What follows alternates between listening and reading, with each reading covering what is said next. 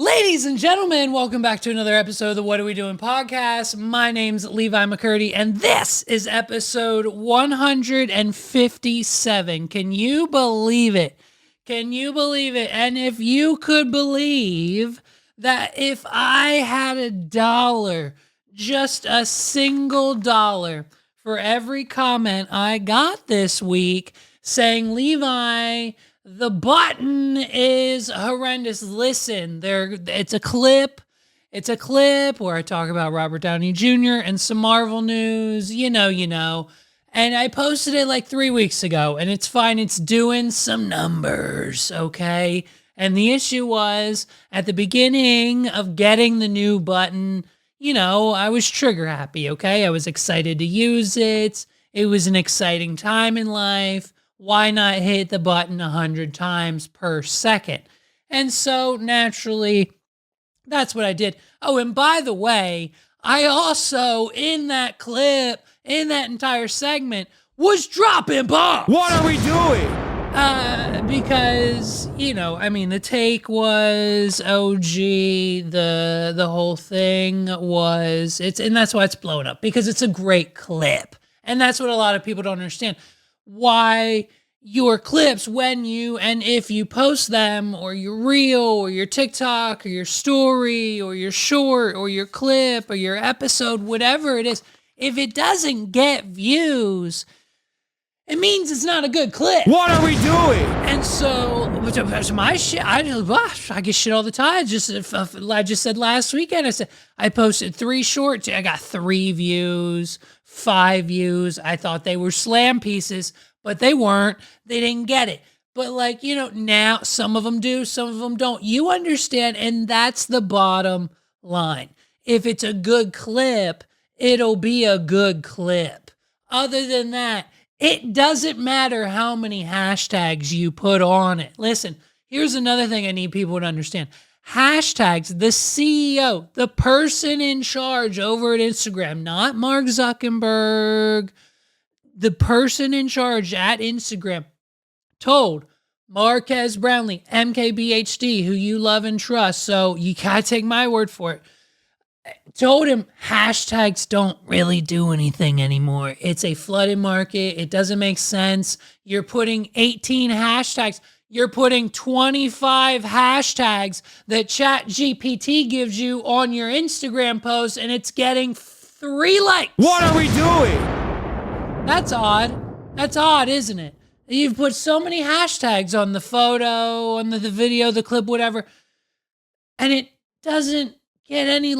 hardly gets any likes. You have thousands, hundreds, however many followers you have, and you put 1,000 hashtags on the photo, and it still doesn't get any likes. So I wonder if what I'm saying might be a smidge of the bishop of truth. Listen, you use hashtags when they're used appropriately. You put 1, 2 to 3 on a post, okay? You don't fill it up with more than 5. What are we doing? And that's just that. And even at that, it's most of the time, it's better to not really have any hashtags at all. And the power of tagging and collabing and just having decent content is what the algorithm prefers. So there's your creator tip of the day. Whether it's your business or page or podcast or fan club or membership or whatever it is that you're trying to do on the internet, by all means, take it or leave it. So, and here's the other thing. We've got an update. We've got another way for you to decide how to vote this November, okay? Because the number one reason why people aren't going to vote in this election is due to education and the hoopla online. Kamala says she cares about you, and Donald Trump calls her a liar. She doesn't give a shit about you as a person. So when it's hard to understand what's actually happening in the 2024 election, that's why you have people like me to help you better understand. So here's just another hot topic, okay? If you're a fan, and I know all of you are, I know all of you are. You're all a fan. Everyone's a fan of TikTok, okay? Who isn't? Who isn't a fan of TikTok? I know for a fact that you lay in bed either by yourself or with your significant other for anywhere from 10 to 45, sometimes an hour plus at night, just scrolling on TikTok. What are we doing? Yes or yes? You know what I mean? So if TikTok is important to you, okay, my last test for you to see who you were going to vote for, it was Kid Rock shooting some beer. You know what I'm saying?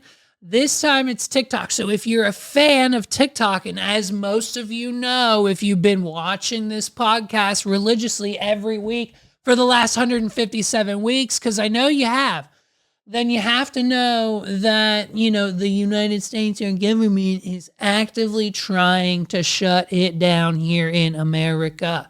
I don't think it's ever going to happen. I think it's too big of a thing. It's fine, whatever it is. But at the same time, it's still something that is it's a hot mess. So here's just listen to this. All of those that want to save TikTok in America, vote for Trump. The other side's closing it up. But I'm now a big star on TikTok. We even have TikTok Jack, and we're setting records. We're not doing anything with TikTok, but the other side's going to close it up. So if you like TikTok, go out and vote for Trump. That's it. What are we doing? There you go. It's that simple. It's that simple. If you have the TikTok app on your phone and you want it to stay there, you must go out this November and you must vote for Donald Trump, because according to him, once again, according to this video, they're trying to get rid of it. Kamala and Biden and all their friends, they're the ones getting rid of the TikTok access here in the United States. So if you want to keep it, you better go vote for Donald Trump. If you like TikTok, get out there and vote and let the American people know. And I think we've got one more. Listen, I think, and that's obviously what we can conclude from that is clearly Donald Trump's just never ending reach at just the different generations, trying to pull them back into his reigns. I mean, going after what matters the most. He's going on podcasts because that's what he thinks young people listen to.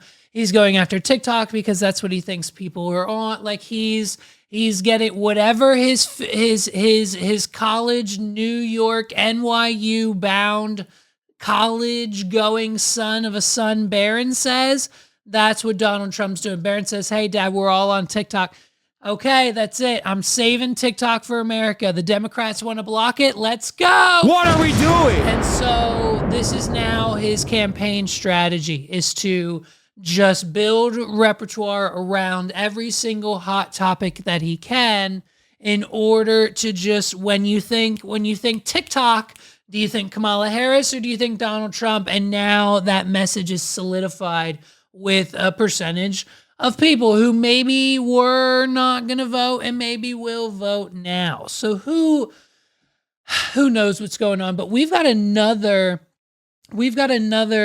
reason for Trump. This is what he should do, because the president of Venezuela, did everyone hear about this? The president of Venezuela has announced that because when he stepped outside, here in this nice, brisk new September breeze, it smelled like Christmas to him. And so in order to make the people of Venezuela just a little bit happier this season, come October 1st, he is bumping up Christmas to October 1st. You thought Starbucks and Dunkin' Donuts getting pumpkin spice lattes back in August was insane? What are we doing? Wait till you find out the president of Venezuela moved up Christmas to October 1st.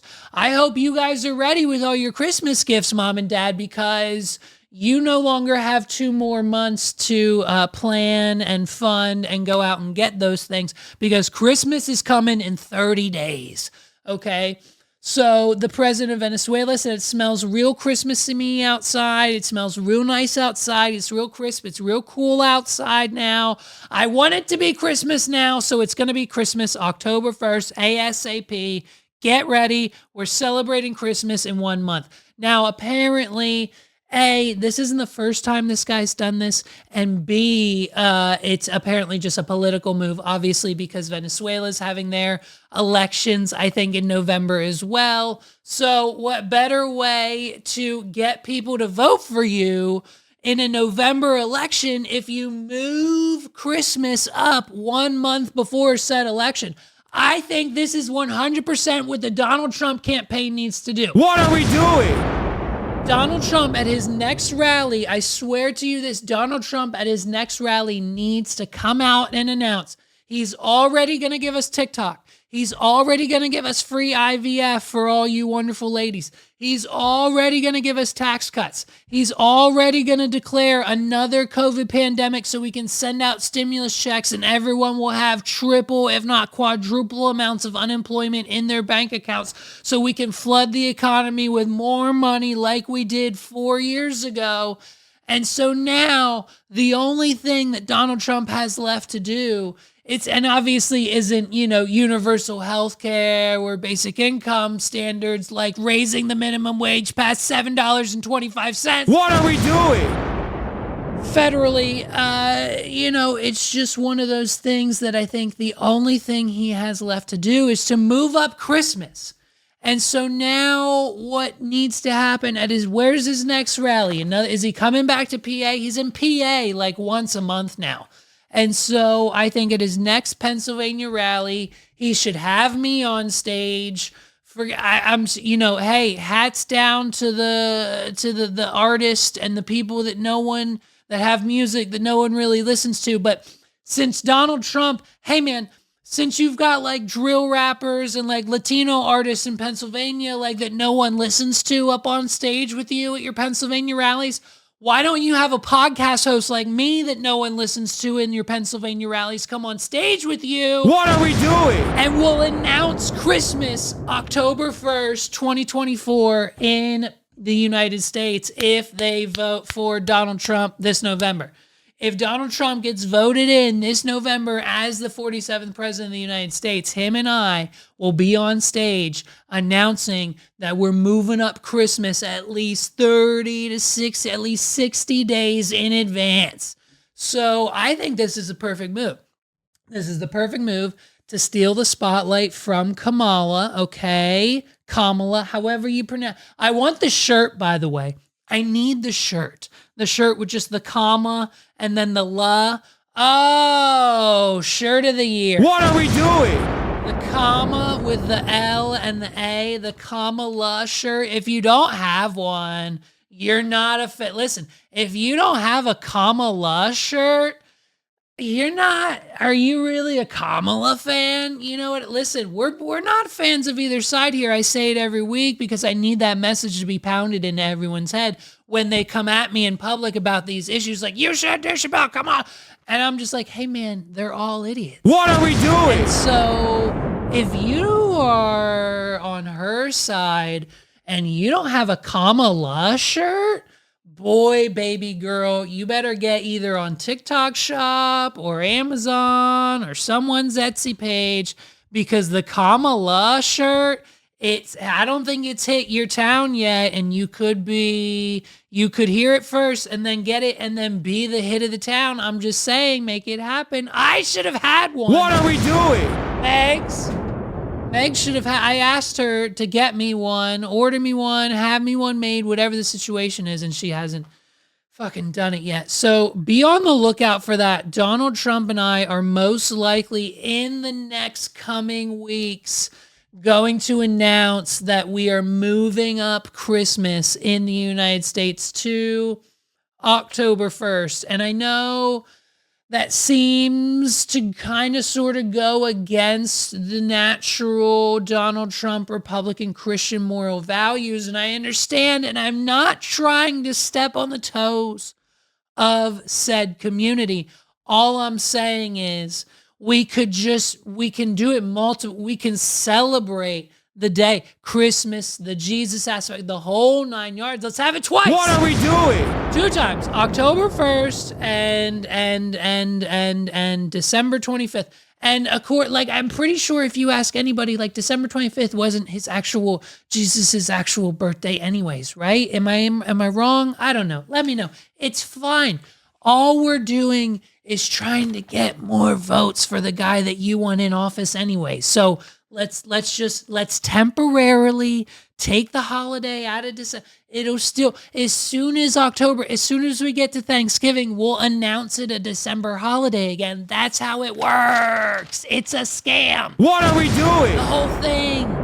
The whole thing is, so it's fine. We're going to move it back. Just let us have it temporarily in October to secure the votes. Once we get them back in the White House by Thanksgiving, we'll wrap this bitch up. We'll move it back to December 25th. We'll have a second Christmas and we'll be the best president ever. What are we doing? And that's how I think Donald Trump wins. That's how Donald Trump wins this election. He gets the power of TikTok behind him, as well as the power of moving Christmas, not in a Grinchy way. Okay, he's got a big heart. Donald Trump does. You gotta give him that. Love or hate the man. He's got a big, real big heart. Right? Wrong. No, I don't know. It's fine, but we're moving it temporarily. Listen. What up, Daddy Gang? We're talking about it. The news, okay? Daddy Gang is here. Alex Coop's got the deal, babes, okay? She hopped off the train, okay? She hopped off that $800,000 deal that Dave Portnoy spewed out over at Barstool, went straight to Spotify for $70 million. What are we doing? And now that she's got the Unwell Network, which we'll get to in a minute, it's all a scam. We'll get there. But now that she's got her and her friends in the network, and Call Her Daddy is the biggest it's ever been. She's the #1 female podcaster on the planet. And now she's got the new. She said, hey, Spotify, we need them 9 dig. What are we doing? We need the Rogan numbers. Daddy Gang deserves the bag. And Spotify said, we can't provide that for you. And so she went over to her friends at SiriusXM Radio. SiriusXM dropped a $125 million contract on Alex Cooper and the Call Her Daddy podcast, as well as the rest of the Unwell Network, aka Alex Cooper's Friends podcast that she just created, so that they would get a percentage of this deal. What are we doing? And so, first things first, we just need to talk about how idiotic that whoever's decision-making over at SiriusXM is, whoever thought that this was a good idea, hey, let's meet in the exec's office come next Monday, because we seriously need to talk about your future at this company if you solely believe that anyone who listens to Alex Cooper directly on Spotify, because that is where she's been, and moving from the standard platforms to Spotify indefinitely for the last however many, 2 or 3 or 4 years that she's been exclusive on Spotify, just like Rogan was. They're there now. Whether they're paying for it or not, it's free. Can you give them Call Her Daddy for free on SiriusXM? Is it going to stay free? What are we doing? Or are we looking at a paid subscription, something upwards of $5 a month that's absolutely required here? Because if you think for a second that any more than 8 to 9% of her audience is actually going to get a Sirius FM, XM, whatever Sirius Plus radio subscription on top of everything else they need now, Netflix, Apple Music, Spotify, Paramount Plus, Peacock, Chick-fil-A Plus. All of the subscriptions are adding up. We don't have room for SiriusXM. What are we doing? Especially when the only thing we're there to listen to and for is Alex Cooper. I understand there's other networks, there's other properties there, but anything relatable is not coming from the Call Her Daddy gang. Okay, so that decision, trust me, probably is not gonna do the numbers on the back end that you think it might do. There's probably going to be a flood of new numbers and subscribers, and then those are going to dwindle off and go down, and you're going to be right back where you were before you dropped that outrageous amount of money, $125 million for 3 exclusive years, okay? And so, it's one of those things where, and so the Unwell Network is what it's called. Her and her friends now, if you go to the website, the Unwell Network is essentially the Call Her Daddy podcast, okay, obviously first and foremost, and then there's literally like 2 or 3 other podcasts underneath her. And it's basically her male best friend, her female best friend, and like one other maybe talented sourced person that they have gotten for an exclusive podcast deal with the Unwell, now SiriusXM network. And it's just blatantly obvious that that Alex Cooper has finally, after all these years, convinced her closest friends that they need to start their own podcast because of how lucrative it can be. And of course, I'm sure once the whisperings of this deal were happening, like Alex got them together and said, hey guys, I'm sending you microphones now, start recording yesterday, because if this deal goes through, here's how much your podcast will get in funding, aka your salary, aka that's how much money you'll make. What are we doing? And so, of course, her friends are like, yeah, we like money. We'll sit around and talk about nonsense for an hour a week. How hard can it be? And so this is where we get now the $125 million deal with Call Her Daddy. And I mean, listen, if we're being 100% honest with ourselves, it hasn't been the Call Her Daddy days since Miley's episode? What are we doing? It hasn't been the Call Her Daddy podcast since we stopped talking about the Gluck Gluck 9000, sweetheart. What are we doing? Like the day Alex Cooper stopped talking to women on how to give a proper blowjob. Don't get me wrong. There are still moments, and we'll get to the most recent here in a few seconds, but the day that did not become her brand anymore, and I'm pretty sure it might have been the Spotify flip, then that's the day it kind of fell off for me. Listen, you cannot build your brand on the fact that you're like this, I'm a bad bitch, I know how to suck a dick every episode, and then immediately pivot to the buyout where then you become the how many cigarettes can Cole's spouse smoke in, under the 2-hour limit. It's a situation where it's just like some guests are viral, some aren't anymore, some do, some don't. It's a situation where sometimes she captures the pop culture moments, and sometimes it's just guests that she wants on, and it really doesn't resonate with anyone else, and her virality is just kind of not there. And so for $125 million, I mean, hey, good for you, Alex Coops. I mean, we're all for it. She's killing it. If that's what she can get out of them for her podcast, I mean, that has to mean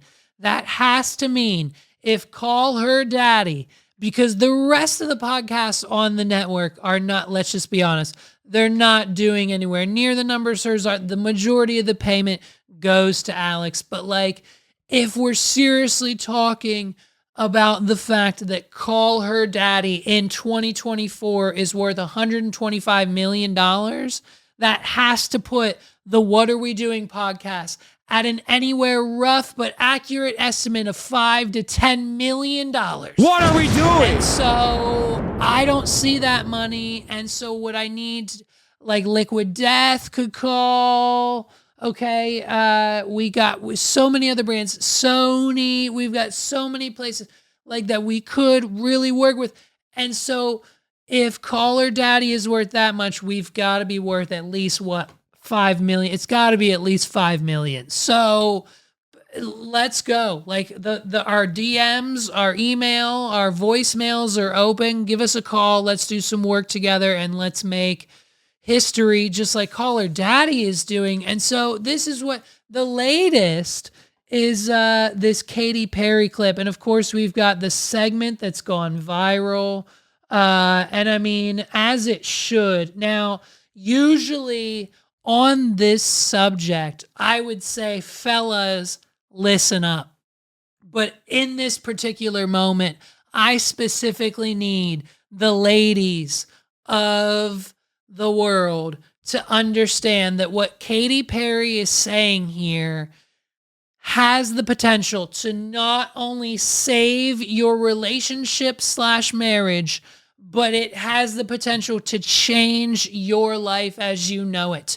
If you are struggling with your partner, whether you're dating or engaged or married for a year, married for 5, 10, whatever it is, and there's something not clicking right, especially when it comes to nighttime sexy time in the bedroom, listen to what she is about to say wholeheartedly, and it will save your marriage. Help around the house, like share the load or help the load be lighter. The load can be so heavy for women, and there's so many invisible things that we do. And it's literally about sharing that load. Like Orlando and I, we do a lot of couples therapy, and we want to evolve. That's like, I think why we're in our relationship is to become better humans so that we can raise this beautiful human being. One of my love languages is acts of service. So it's like, if I come downstairs and the kitchen is clean and you've done it all and you've done all the dishes and you've closed all the pantry doors, you better be ready to get your dick sucked. I mean, like, literally, that is my love language. I don't need a red Ferrari. I can buy a red Ferrari. Just do the fucking dishes. I'm obsessed. I will suck your dick. It's not easy. Sorry. Don't you know? It's facts. It's facts. And even when we went on like a couples retreat, they're like, which guy has more sex? The guy that drives the Ferrari, the red Ferrari, or the guy that helps out with his wife every night in the kitchen? In the kitchen was the answer. Bro, and What if are it we couldn't be doing? more, like, this is exactly what I'm talking about. Listen, fellas, if you don't already do this and understand, and I know most of my male audience is smart, so this probably, just for the new people, all of my guy friends already understand this, so we're good to go. But if you don't, just fully understand, especially if you're like Miss Katy Perry here, and you are with child, and you have a child with your partner, especially understand that load is not only heavy for them, but things such as the dishes and closing the cabinets and vacuuming the living room and making dinner. Listen, if you're the guy in the relationship and you're not making dinner for your partner the majority of the time in 2024, rethink your entire structure of life and well-being. What are we doing? Because it's just, listen, and I'm not trying to go in on gender roles here or anything else, but when it comes to just the overwhelming nature of life and anxiety and anyone who's on medication and just the nature of the world and work and children and school and public and society and just dealing with the day-to-day of everything. Whatever you're dealing with day-to-day, everything is. For you, it's this. For them, it's that. For her, it's this. We're all on the same plane. And it's one of those situations where if you simply understand that all you need to do for your husband to be satisfied and happy, not only with his life and with you as his wife and life partner, is just to randomly show him that small amount of sucking dick appreciation. What are we doing? And that's it. And I'm telling you, whether it's in the kitchen, whether it's at night, whether it's in his favorite chair, it doesn't matter. I'm telling you, and the next time you see your partner do the dishes, go down on them. I am telling you, it will change your relationship for the better. Never. This is acts of service. So it's like if I come downstairs and the kitchen is clean and you've done it all and you've done all the dishes and you've closed all the pantry doors, you better be ready to get your dick sucked. Literally. Now listen, am I 1000% turned on by Katy Perry in this moment? Yes or yes? What are we doing? Listen, she's a smoke show, the outfit, the nipple piercing, the hair, she looks good. It's fun. But listen to me, when I tell you, ladies, man, this isn't a thing. I'm to watch this clip together. Go to the latest Call Her Daddy episode on Spotify. It's the one with Katy Perry. It's free to watch. And at the 31-minute mark, literally go there and watch this with your partner. I'm telling you, make it a surprise. Don't make it a scheduled thing. Just listen to me. When I tell you this is how you get through. And she even mentioned couples therapy, and we're not even getting to that part. What are we doing? And that's even a better technique. Add that with the dick sucking. By God, you'll be your couple of the year award is already on its way. FedEx overnight. Jesus Christ. Therapy is the hardest one to get to. We're open to it. We've talked about it, Megs and I. We haven't crossed the line yet just because of scheduling and the boy and life and everything else. And we're pretty okay on as far as the relationship side goes. But eventually one day, probably just because it'll better help our mental health individually and together as a couple, strong for us and the boy, we'll end up there. But we have fully, trust me when I tell you this, have adapted Katy Perry's lifestyle of, hey, you closed all the cabinet doors and did the dishes? Get ready. What are we doing? That's where we're at, because we understand that that shows me that she recognized what I did. I recognize what she did. It's a thank you without saying the words. It's a love language. It's a commitment. It's a passion. It is something that if it is missing from your relationship, you never get relationship advice here on the What Are We Doing podcast. You know what I mean? So if it's happening now, good. Congratulations. Good for you. But if it's not, listen to this portion of her podcast. This is probably, hey, it's the only part you need to listen to. Honestly, I listened to the whole rest of the interview, and this is it. She talks about Dr. Luke, which apparently has some form of meaning in the music world that I have no idea about. But all I know is that Katy Perry knows exactly what she's doing when it comes to her relationship. What are we doing? And if that's what we're going to take away, that's what we're going to take away today. And if it wasn't bad enough that our nightmares were fueled by the events going on, in other countries, in this country, down the street, in your own backyard, at schools, say in Ohio or Utah, or shopping malls. It seems to be every week, we've just got a horror of things going on in the world. And if the horror doesn't continue, listen, I thought for a minute after House of Dragon was over, I was going to cancel my HBO Max subscription, but then I was like, nah, let's keep it. Let's watch another show, or there's a movie library on there.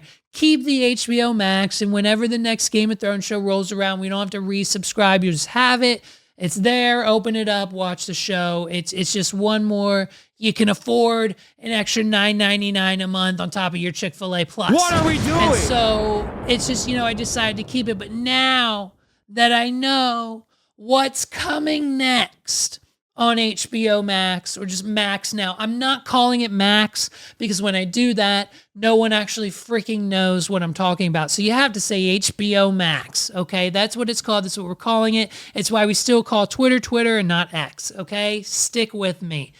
So HBO Max, they've got a new show coming, and this is just another reason why we need to let some properties go, okay? Sometimes we don't need a Beetlejuice sequel. What are we doing? Sometimes we don't need a Twilight animated series on Netflix. What are we doing? Sometimes we don't need a Hunger Games prequel series. What are we doing? Sometimes we don't need a Fantastic Beasts and Where to Find Them, that whole floppity flop of a Harry Potter prequel series that flopped the whole damn thing. We don't need it. What are we doing? And so on and so forth. And sometimes we don't need to bring back the childhoods of the 90s babies, the childhoods of the millennials, the early to late 90s, maybe early 2000s, but definitely in that sweet spot in the middle, early to middle, late 90s. Of the millennial generation that we got ourselves through. Okay, we got ourselves through this. Basically, this. I don't even know what you wanna what you wanna call it, but we got through. We got through the Barney generation. Okay, and so when some of us had the dolls. I did. Listen, I did. At 4 or 5 years old, I had the Barney doll. I had the Baby Bop. I had the BJ doll. Okay, it was the whole thing. We all did. We were Barney kids.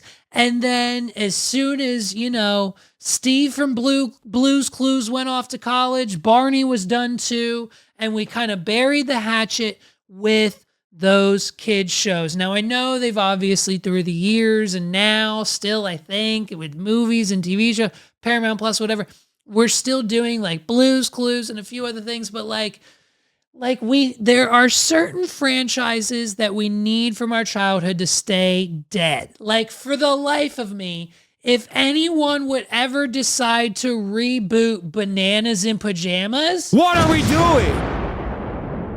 I'm not going to lie, it would probably be fire, and I think they should do that. But let's keep it dead, please. Can we not make up anything new? So HBO Max has decided that they have fully purchased the rights and are reanimating the Barney franchise. And when I tell you that this may or may not be one of the most terrifying things I have ever heard or seen. I'm not showing this to my son. Watch this. Hey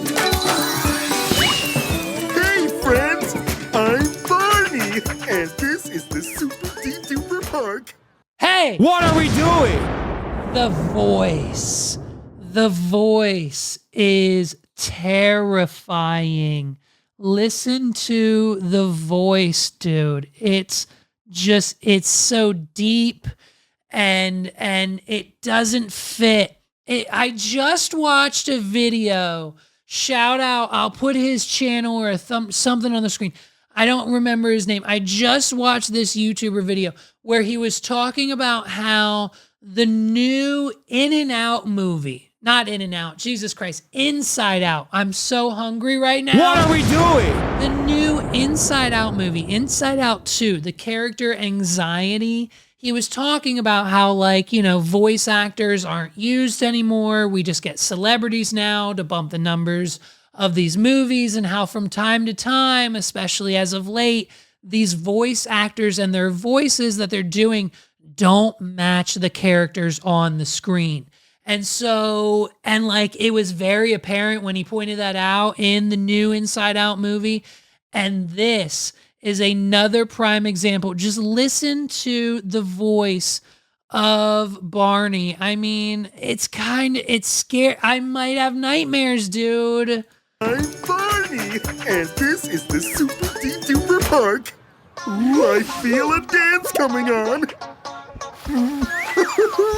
I love dancing. Bet you I can make the park dance with me too.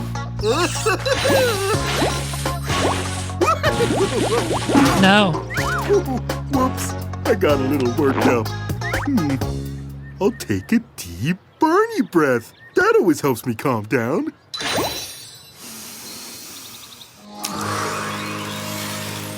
Much better. This is our play castle. I'll tell you what. What are we doing? After that deep Barney breath, I feel a little bit better and I'm kind of on board. I may or may not listen. The deep Barney breath got me because we have to do that with my son. The autism, sometimes it gets in the way of the cognitive thinking and we have some breakdowns. So we got to take deep breaths. The deep Barney breath I like, but it's still terrifying. I don't like it. It should not be here. There's a baby bump, dude. I'm telling you. And I'm pretty sure this came from they reboot. They did it like it was a test on YouTube. It got 5 million views. And now we've ordered a whole season. Thanks, HBO. What are we doing? I mean, look at all the other ones. You could see the whole, here's Baby Bop, dude. Look at this. Hi, friend. Can you find me? You found me. I'm Baby Bop. I love hide and seek, roller skating, and playing in costume. Oh, my goblin costume. Thanks, Barney. Barney? Huh.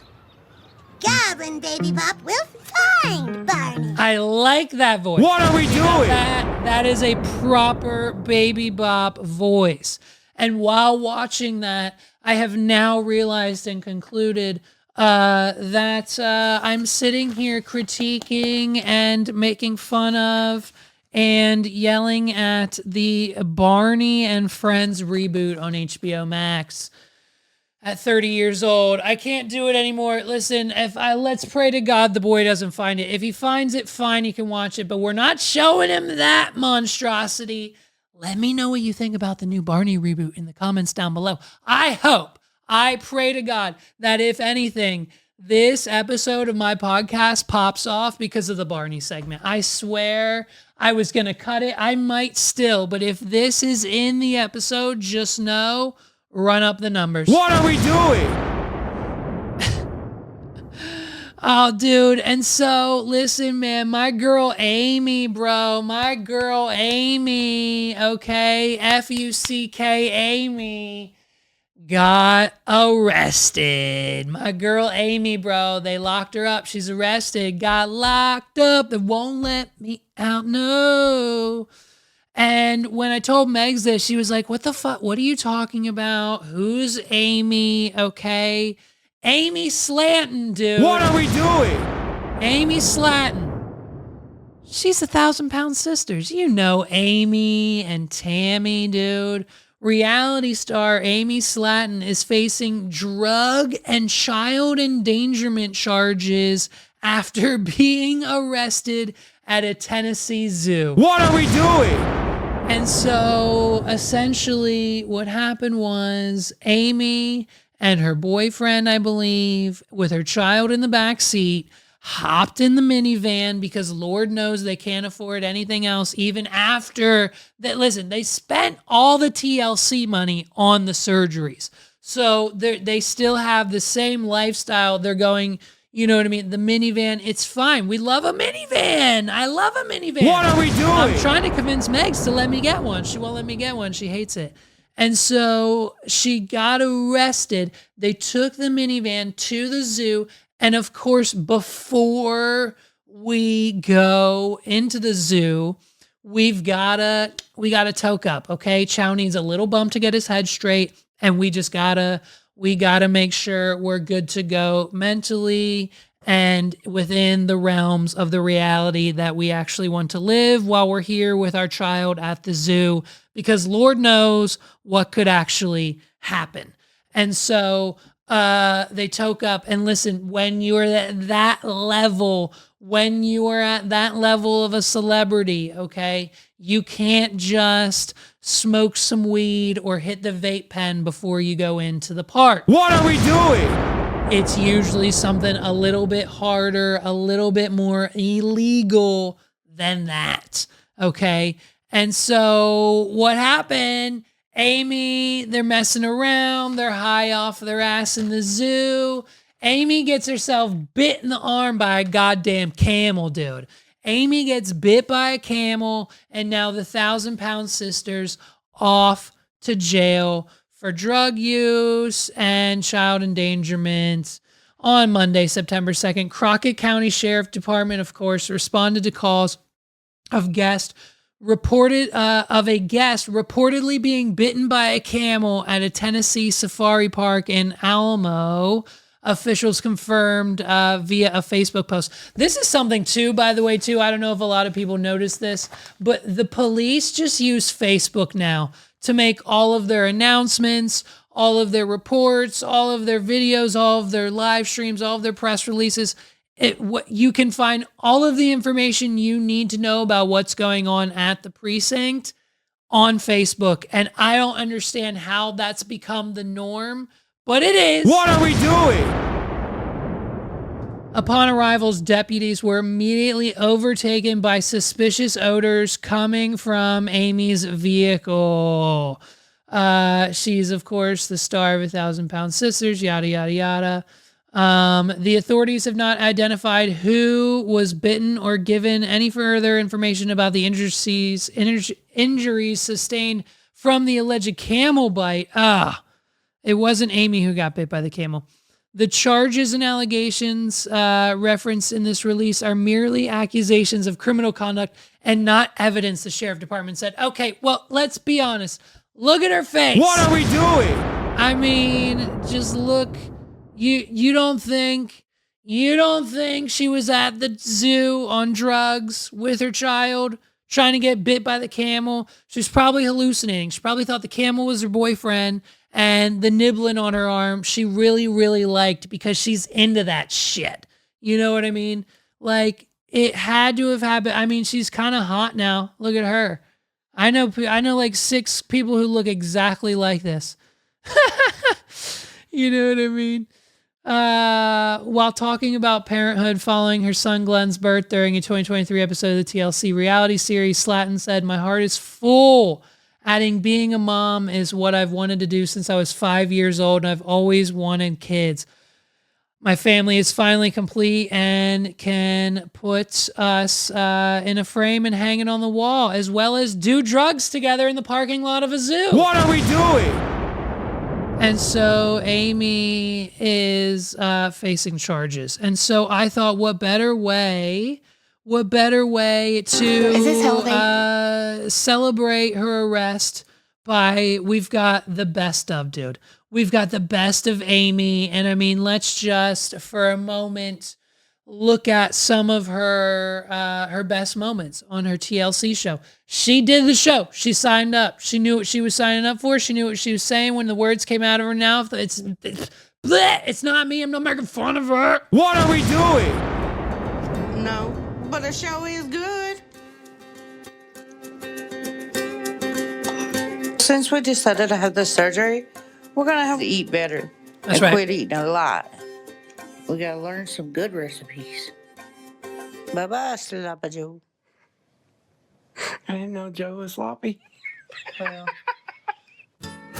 Come on, dude. What are we doing? I mean, get him on stage. Get him on stage. If slobs like Bert Kreischer can be a stand-up comedian, so can Amy. Oh shit. And this is before the surgery too, dude. Choking on hamburger helper like crazy. Here we go. Because of my weight, I don't have cartilage in between my bones and my knee. They pop out of place and they grind. Ah! Can't listen to that. What are we doing? Nope. Fast forward me, dude. Fast forward me, please. Disgusting. Ew. Ow. Ow. Here we go. We decided to eat some country buffet. We're gonna have one last supper. Can you imagine being an employee? What are we doing? Can you imagine being an employee at an all-you-can-eat buffet, or even like a manager or an owner, and you see these two come in the door, and you're like, you got to charge them the standard $9.99 for the dinner buffet, and they're going to sit there and demolish your profits for most likely the entire weekend. What are we doing? Oh, I get it with you. Can't take you anywhere. We gonna start packing for Atlanta. I'm excited. It's like our second honeymoon. We getting our own hotel room. I don't want to hear the gorillas. I want to be 3 doors down. You might still hear it. Oh, great.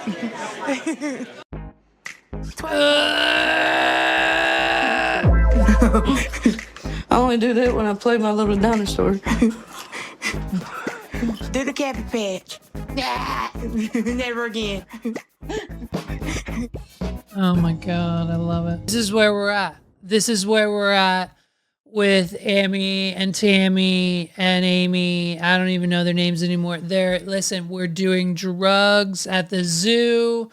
These are the celebrities we put on. These are the people we put forward. This is what our country is made up of. And speaking of the people that we put on in this country, hey, who didn't see this one coming?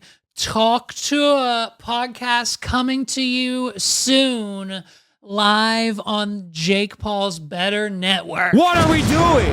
Haley Welch signed herself a deal. We got Haley Welch with the podcast deal. And listen, do you think it was going to be on the Better Network? No, but it is for some reason, because he had her down there for the weekend. Jake showed her a good time on the jet skis. He said, hey, we're prepared to give you this much money. And she said, you're going to give me this much money just for talking? What are we doing? Okay. And my friend gets this much too? Okay, cool. Because she comes with me wherever and gets whatever I get too. And then signed it. And now we have got a Talk to a podcast on the way. And I can only fathom how incredibly boring and non-essentially excited that this podcast will be, and how unentertaining it will become. And it is just a wonderful, wonderful, wonderful, wonderful, wonderful example of where we're at in this country. There's a reason we didn't talk about the demure virality of that other TikTok star last week, because it's just where we're at in 2024. Do you understand that I talk to people on a daily basis who are afraid to post daily, if not hourly, even though they have nothing else to do during the day? What are we doing? On TikTok and Instagram Reels and YouTube Shorts, because they're afraid of what people will think or what people will say, or they think it's stupid or not worth it. When in reality, all you need to do is have one teeny tiny little video of you saying, hawk to a spit on that thing. Or when I wake up, I'm very demure. I'm very thoughtful. Or literally whatever your current catchphrase is. What are we doing? You've been saying something stupid with your friends for the last 10 to 15 years that everyone's like, Jesus Christ, please, please stop saying that. Whatever it is, say it in a TikTok.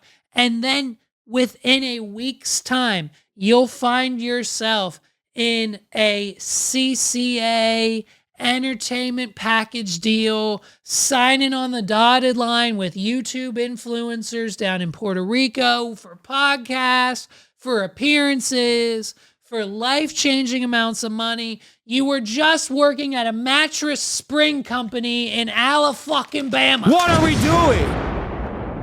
And now 24 hours later, because you were drunk outside of the bar and you let it slip to the rest of the world how you like to suck dick, all I'm saying is you guys have got to start listening to me when I tell you to post daily. Posting once a week doesn't count anymore. What are we doing? It doesn't get you anywhere. It doesn't get you what you want or need, because the only reason you're posting, if you want to get to, 1,000 followers on TikTok, if you want to get to half a thousand, if you want to get to 5,000, 1,000,000, 30,000, whatever your goals are, posting once every 3 to 4 days, no one's gonna give a shit. What are we doing? And you've got to continuously make new shit. You can't go viral without being demure or hawk chewing on something. It's gotta be, you've got the Hawk to a podcast now she's been riding this wave. She's been riding this wave. She went from going to Petco, buying $300 worth of dog food, to now signing what we can only imagine. We don't know exactly how much it is, but I can only imagine it's anywhere from 6 to potentially maybe a 7-figure deal from Jake Paul. What are we doing? With production baked in, I would guarantee you he threw out a number in the millions. And once it all comes down to it, after expenses and fees and everything else, Haley will make herself a pretty fucking penny. And it's going to be a very, very short-lived show. If they make it to the 100th episode of the Talk to a podcast, I mean, let's go, babes. I'll be surprised, and I'll be waiting, and I'll be betting. And you know where I'll be making those bets?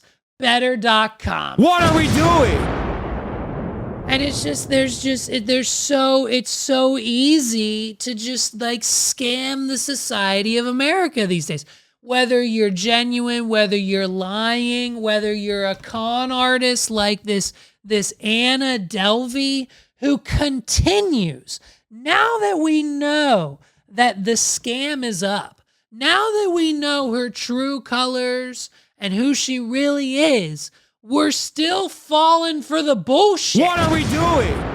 And for those of you who don't know who Anna Delvey is, in a nutshell, she's this con artist, this fake heiress. I think she's from Germany. She's from another country. I'm pretty sure it's Germany.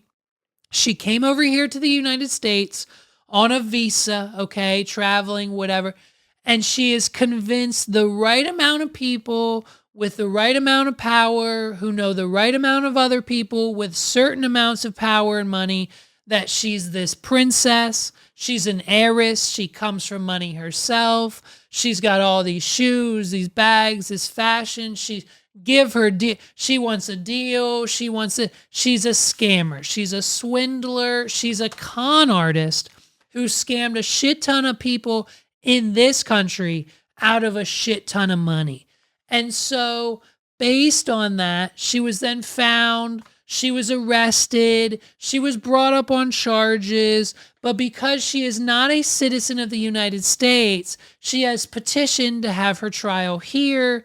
And ICE, the people who control immigration, much like they just allow people to come over the border through Mexico and the wall and like on our beaches everywhere else, they of course allowed her to stay. And so she's here now, and what better way, I mean, to learn about her, this is all you really need to know about her. It picks up, I believe, right about here. This is what you need to know about her. This is like today. This was filmed, when was this? This was a year ago.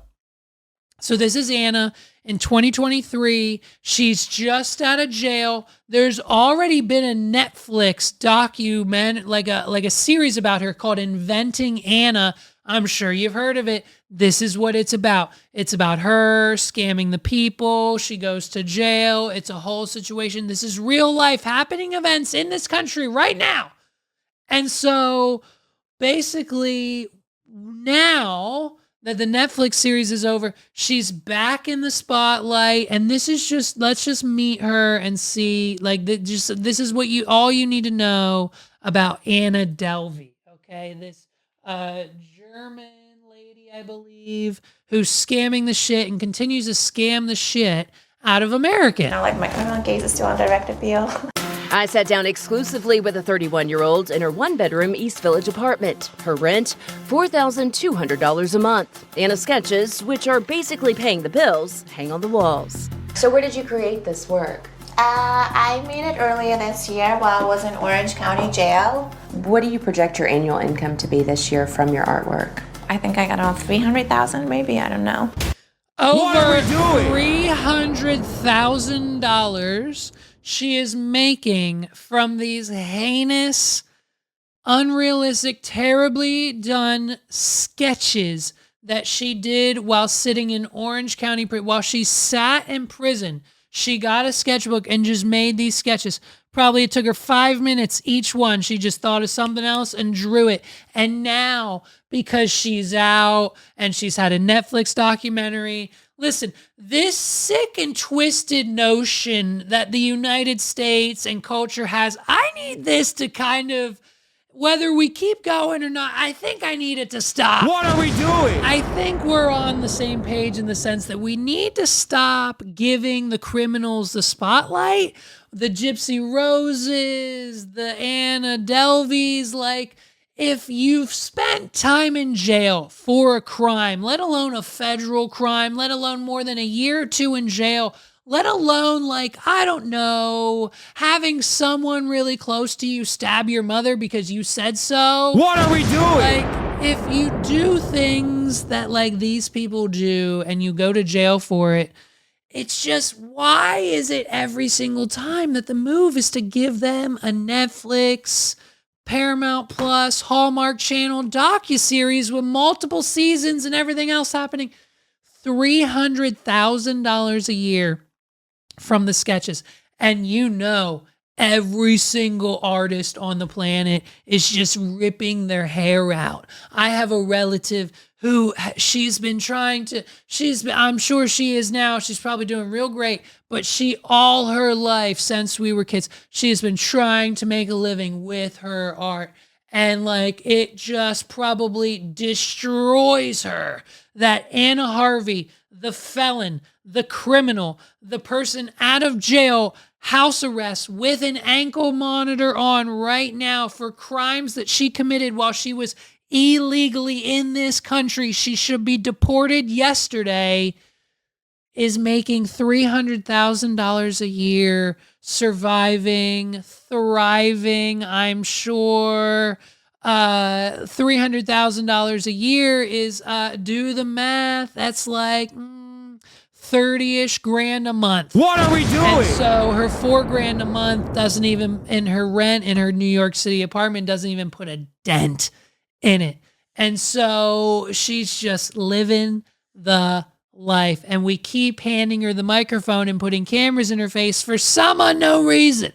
Okay, so some people may say, is this Anna Delvey scheming again? It sure is, lady. I mean, I don't know. I'm just selling my art. I don't know.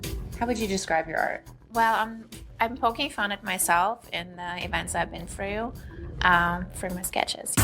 There's always a sense of fashion tied in. Has anyone surprising purchased a piece of your art? Oh my gosh, so many people did. I mean, Chloe Feynman, she purchased the SNL, the Saturday Night Live. Run it on my card. This is a Metro card. I don't know, like all kinds of people. A lot of lawyers purchase my prints. Why do you think that, lawyers are loving your artwork? I don't know. I would love to hear from them why they love it. Is it a daily practice for you to create some sort of piece of art or work on it during the day? I try to, yeah. So I try to sketch or write down some ideas. Mm-hmm. Yeah. I don't necessarily draw every day because it just entails a lot of set up. And yeah, but I do sketch a lot. Okay. So I imagine you find yourself with a lot of time here at your apartment since you are under house arrest. Just some of the basic things. How do you go about getting your groceries? Do you cook? Do you order your food? Tell us a little bit about your day-to-day life. Well, so far I've been actually pretty busy, having lots of meetings, but I'm not allowed to leave, so I have to order everything in. Okay. So I'm like using Uber Eats or DoorDash or Caviar, or like people bring me stuff. Okay. Are you a cook? I am not. I mean, I'm sure I'll get to it, but I have like a sculpture on my stove right now. Like she's not. What are we doing? She's not even interesting. She's not even anyone that we should be at all interested about.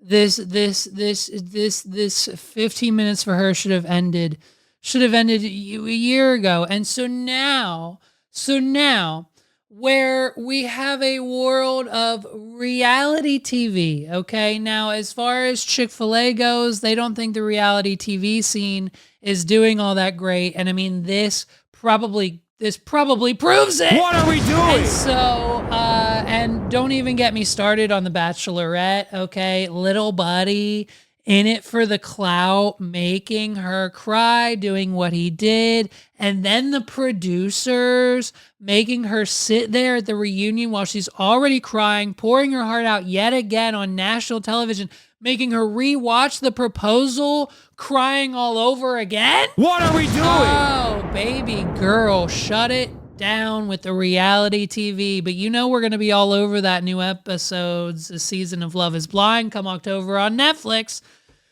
So now that we all know about Anna Delvey, okay, the new cast for Dancing with the Stars is out. Yes, it's here. We're ready for Dancing with the Stars. And it's one of those things where a lot of people, in a certain generation look forward to this show on a season-to-season basis. I mean, if you want to talk about an obsession, we should call Sandy Dunkel. We're not going to do that right now.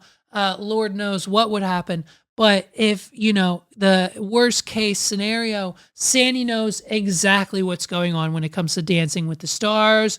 Julianne Hough, her brother, I don't even think they're on anymore. Maybe it's So You Think You Can Dance that they're a part of. I might be intertwining those two stupid reality shows, but essentially they're the same thing. And the cast was announced, and you'll never guess who's on the cast this season. What are we doing?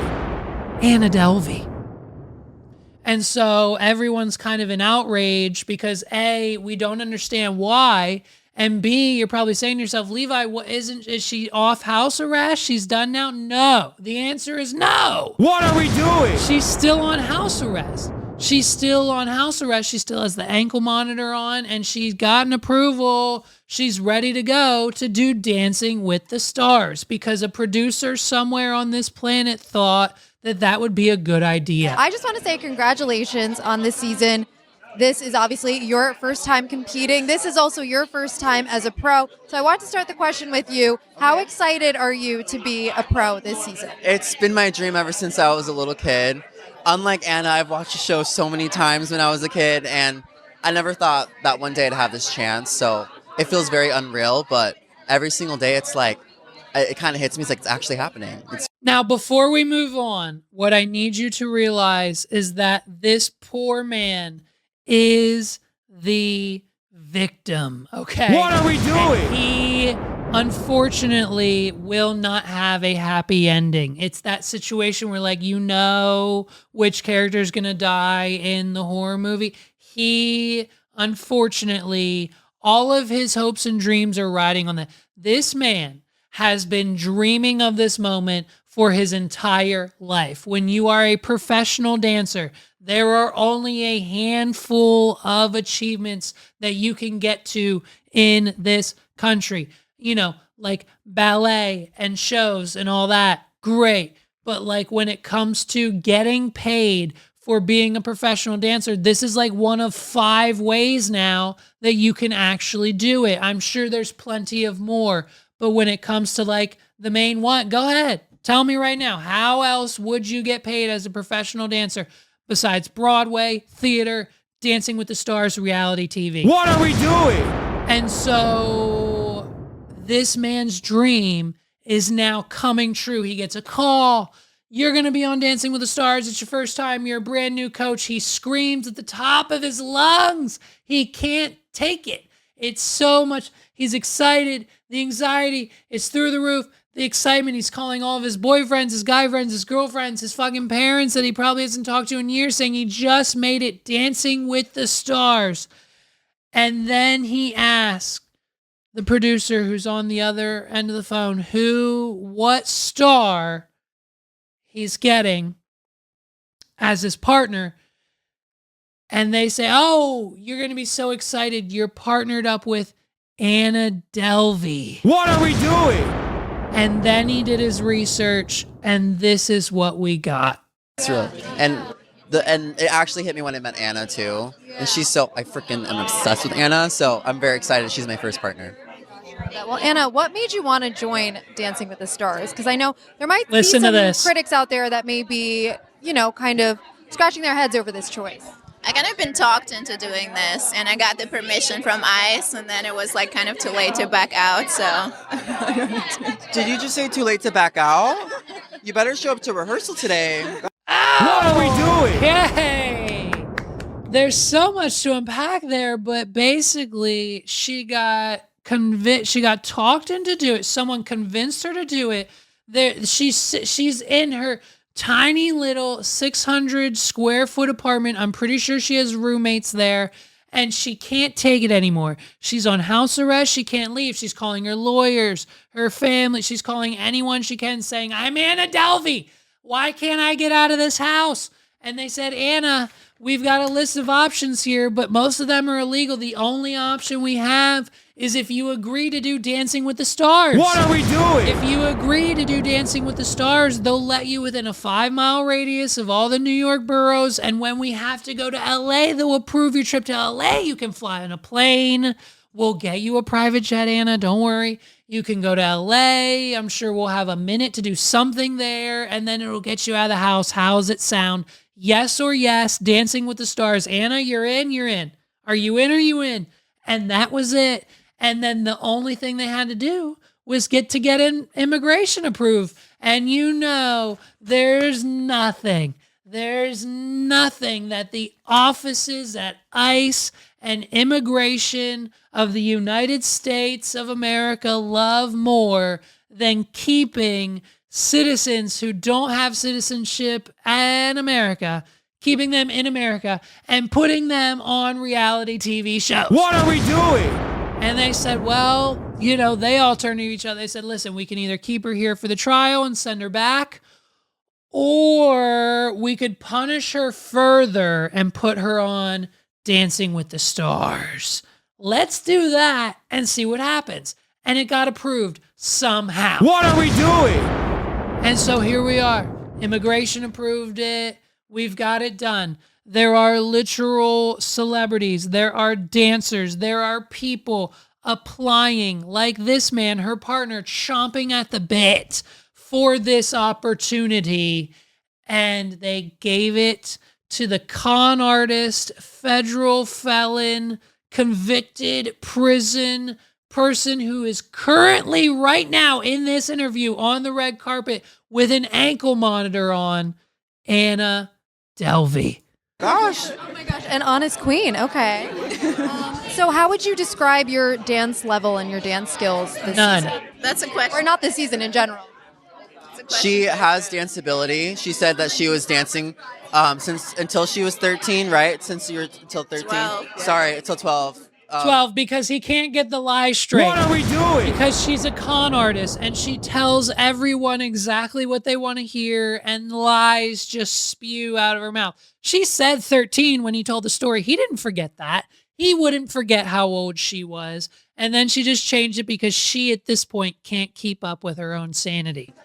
But then I kind of didn't believe her, so I had her show me her first position, her plie, and then after I saw her brilliant turnout, I was like, oh, she does have danceability. We only had one practice, so it's really hard to gauge how much they can handle, but she did it really well. She did really good. Is there any song or artists that you're looking forward to see or performing. So right here is where she goes on a 3-answer red flag, 3 strikes you're out streak. The answers she gives to these questions are not only phenomenal, but leads us to another conspiracy that we may have. Song or listen to this. Artist that No, but she did it really well. She did really good. is there any song or artist that you're looking forward to see or performing or dancing to this season? No. Oh! What are we doing? I'm going to answer for her too, because I feel like I know her really well, okay? I know that you like Lana. They just met. Right? Oh yeah, Lana Del Rey, but it's so hard to clear stuff sometimes. Okay, but it's giving Contempt Nation to Lana Del Rey. She also really weirdly likes hip-hop. So, like, our promo shoot was giving Brat Summer until at one moment she was like, I think we should listen to hip-hop, and she just bust down Tatiana like she loved it. Yeah, maybe queen. a little hip hop in here. Yeah. Okay, second question. I want to Ready? address the elephant in the room. You do have an ankle monitor. Do you think that will affect your performance at all this season? In what way would it affect my performance? What are we doing? Oh, the second ball. I mean, she's got a point. I mean, it's just an ankle monitor. I don't know. Do they affect dancing? No one would know. That's actually a valid question because no one would actually know that because a felon with an ankle monitor has never been on fucking Dancing with the Stars. What are we doing? Second strike. Ready, Anna? Let's go. We're going for a triple hitter. Ready? She's got another one, I think, coming. If you have any like lifts or anything like that you have to do, No, it's actually pretty light. I don't know how. That's what I was gonna ask. I was like, is it heavy? Is it something that would affect your performance or no? Do you want to try? Do you want to touch it? You can touch it. Yeah, we're gonna touch the ankle monitor right now. Like go Oh, like wow. this, like feel it a little bit. It's giving like 1 pound. I'm gonna max, do a like- little. Okay. I didn't know it blinks. It blinks. What happens if it blinks? You don't want to know what happens. No. Finally, Here we go. what do you hope to? And by the way, the looking at the ankle monitor, because no one knows what it looks like. What are we doing? Or knows what it does, or knows why she has it on. It's blinking. What does it mean when it's blinking, dude? If you don't like, the cops are literally going to tackle everyone at the red carpet because now her ankle monitor. They just set it off. She just crossed the line. Congratulate. Way to go, Hollywood Reporter. You just probably got her another 6 months of probation. Final question. Ready? To get out of your experience. Ready? Finally, what do you hope to get out of your experience this season on Dancing with the Stars? I just want to have some fun and maybe get in a little workout. Amazing. We love it. Well, you definitely will get a workout in. Thank you. I just want to have some fun and work out. What are we doing? I need this body. I need this figure to stay nice and fit. And it's not doing that stuffed up in my apartment with all the DoorDash and Uber Eats I've been getting. And so this is just her style. I mean, just watching. We've got one more. And so this is just her once again. This is another. Just the same red carpet event. We got a few more questions just to get a full understanding of who exactly she is and how terrible she is at interviewing. And so what it just seems like is happening here, like tinfoil hats on, is like this guy she's with. I would venture to guess this is your Alex Jones take of the day. He's not an actual dancer. He's actually her PR rep. What are we doing? And they're there. And instead of her talking and answering questions, he's there to answer the questions for her and to like rebuild her image. And this whole Dancing with the Stars thing is just one big bit to make Anna a positive figure in the spotlight of the American people and not this in jail, criminal, felon person, hence the reason why she's out. And I mean, she's got the glasses on. She's definitely wasted. And so this is where we find out her new terms of house arrest that ICE approved for her because of her ventures on Dancing with the Stars. Everything has been lifted and no restrictions, and you're free to compete. You have travel restrictions. Okay. Well, 75 miles and 5 boroughs in New York. okay, so 75-mile travel restrictions, and 75 miles. So you're going to be not going to LA then, right? No, I got permission for that. Oh, you got permission. Yeah. Oh, hell yeah. Now I'm with you. Who do you think is going to be your biggest competitor? Steve. Wait, what? You pointed to her. Because she's like obsessed with Steven. Steve. I'm like, there's other people, Anna. There's. I don't know their names. Okay, Anna. There's Chandler. This is what we have to understand. She knows nothing about the show. What are we doing? She only danced until she was 12 years old. She hasn't danced in 30 years. She knows none of the contenders, none of the celebrities, none of the judges. She knows nothing about the show, how it works, what they need to do, the work entailed to do it. She is there simply because someone has told her she needs to be there. How hilarious. There's Eric Roberts, which you love. Eric Roberts, yeah. Okay, good. Okay. Just say what he says, yeah. What Watch are you this. the most nervous for? About bad outfits. A bad outfit. Okay. All right. Not under my watch. We're making sure A that bad never happens. outfit. If we have to get Balenciaga and rhinestone that ish, we will. It's gonna happen. All right. Who did you draw inspiration from? Here we go, a ready, past listen. contestant with Dancing with the Stars for this competition? I have not really watched the show. Oh, you haven't watched it? Okay. All right. Well, what is your strategy going into this next first dance? None, really. None. What are we doing? Listen, no inspiration from any of the people in past seasons or on the show because she's never watched it. And as far as concerns or strategy, as far as strategy goes into night one, so we don't get instantly eliminated, what kind of plan do you have, Anna? What's your plan for night one? You know, you could tell us that, please. None, really. I don't know. Great. What are we doing? All right. We're gonna just do our very best. We're gonna be our authentic selves. Okay. And we're gonna let America see who Anna really is. She really is such a sweet person, and obviously the media has a different portrayal of who she is. I'm just so excited for her to tell her story. Okay. Clean up, dude. Well, It's all clean up. I love it. It doesn't get better than that. And that's Anna Delvey. That's Anna Delvey and where it's Anna Delvey and where, she is and where she's going. And on the final bit of news, ladies and gentlemen, it's a sad, sad day. A Dunkin' Donuts in a local, very small Pennsylvania town has in fact burned down. Some teenage girl who just got put on a new medication burned it down. What are we doing? She was a little mentally unstable at the time, and she took a lighter to the bathroom's toilet paper roll, and within minutes, the entire building was up in flames. So now the town residents are devastated.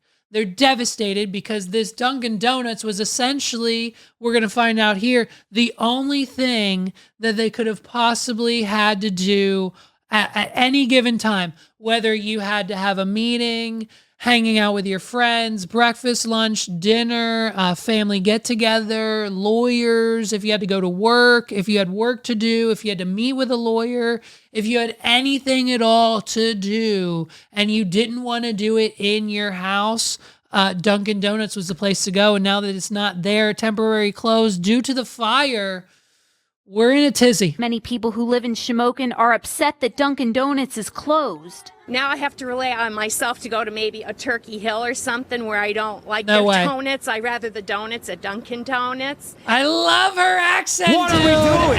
And she's got a freaking point. This lady's got a point. Alba Ware, she's got probably one of the best points in Central PA that you could possibly have. No one goes to Turkey Hill for really anything but the tea, okay? What are we doing? We don't go to Turkey Hill for the donuts. We don't like their donuts. And we don't go there really. I mean, they've got okay ice cream. Sometimes you might need gas. But Turkey Hill, another one of those brands. And when we don't have any Dunkin' Donuts available, now we're forced to go to Turkey Hill. Hey, that's not going to be good for me. And the accent too. Love this woman. Shout out Alba. Hill or something where I don't like their donuts. I rather the donuts at Dunkin' Donuts. And I'm kind of dealing with it, but I really miss Dunkin' Donuts. I'm really listening. What are we doing? I'm dealing with it in certain ways. I've hit my husband more than usual. I've doubled my medication dose, and I'm like just forcing myself to eat these just blatantly disgusting Turkey Hill donuts every morning. I've had a donut. I've had a Dunkin' Donut for breakfast every morning for the last how long's it been, sweetheart? For the last 5 years. And now that it's gone, I have to force down this garbage that they call Turkey Hill donuts. And I'm dealing with it. But you know, my husband, he's been closing the kitchen cabinets and doing the dishes and cleaning the kitchen and vacuuming the floor and taking care of the kids for the last 3 months straight. And I still haven't sucked his dick like Katy Perry told me to. You know what I'm saying? What are we doing? Donuts, and I'm kind of dealing with it, but I really miss Dunkin' Donuts. I go there every day. I get a chicken bacon croissant, or I get some coffee, Powerade if I'm dehydrated. That's I right. sit there all the time. If I have any legal work that I need to do, I go there. I meet with my attorneys there. I'm gonna miss that place. Wait. Go back. Dutch Smith not only goes there, then he's a prime example. He goes there for breakfast. He goes there to do his legal work. I guess he's an attorney. Doesn't look like one. Meets with other attorneys. Maybe he's got some legal issues. What are we doing? That he needs to work out. And what better place to do it with free Wi-Fi and chicken, bacon, croissant, sandwiches than Dunkin' Donuts. It's a staple. Listen, you know me. I'm DJ Daddy Donuts, okay? I'm all about the Dunkin'. I'm there frequently. I'm all about supporting them. And when they're there as a staple in your community and then leave, oh my Lord, these people, I'm surprised they're not deceased from heartbreak. Some coffee, Powerade if I'm dehydrated. I sit there all the time. If I have any legal work that I need to do, I go there. I meet with my attorneys there. If I need to smoke crack, I go to Dunkin'. If I need to swap Bitcoin, I go to Dunkin'. If I need to do anything illegal online, Dunkin's Wi-Fi is great. If I ever need to rob a place, it's a Dunkin' Donuts. They give me money all the time for free when I put the mask on and the gun in their face. Listen, when it comes to the day-to-day, daily grind and hustle, Dunkin' Donuts, you can get anything and everything done there. What are we doing? And this lady, I'm gonna miss that place if they don't open up. Edna. Yeah, a lot of my friends go in there, get the cold coffee. Iced coffee, I guess it's called.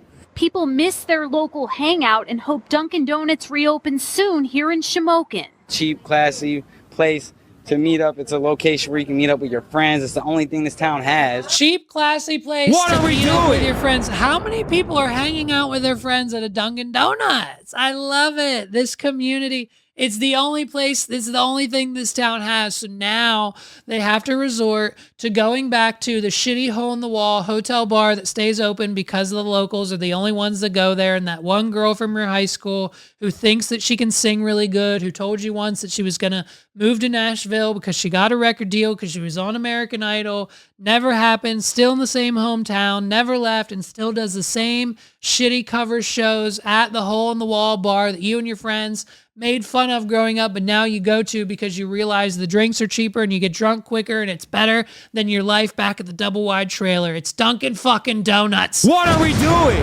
We'll hang out and hope Dunkin' Donuts reopens soon here in Shamokin. Cheap, classy place to meet up. It's a location where you can meet up with your friends. It's the only thing this town has. Officials don't know when Dunkin' Donuts in Shamokin will reopen because the damage is so extensive. As for the teen who confessed to setting the fire, officers were able to confirm her identity through surveillance video shown on Newswatch 16. Keep it classy, Central Pennsylvania. That's gonna do it. I mean, when you lose a staple in your community like Dunkin' Donuts, it puts people in a tizzy. Ladies and gentlemen, my name's Levi McCurdy. Thank you so much for rocking with me for another week. I hope you enjoyed this episode. Like the clips, like the videos, follow us on all social networks, wadpod.com/YouTube, /Facebook, /Instagram, /Twitter, /Spotify, /Apple. It's all the links. It's all there. Listen, watch, subscribe, give it a like. I appreciate you. I love you. Till next week. We'll see you next time, everybody. Peace out.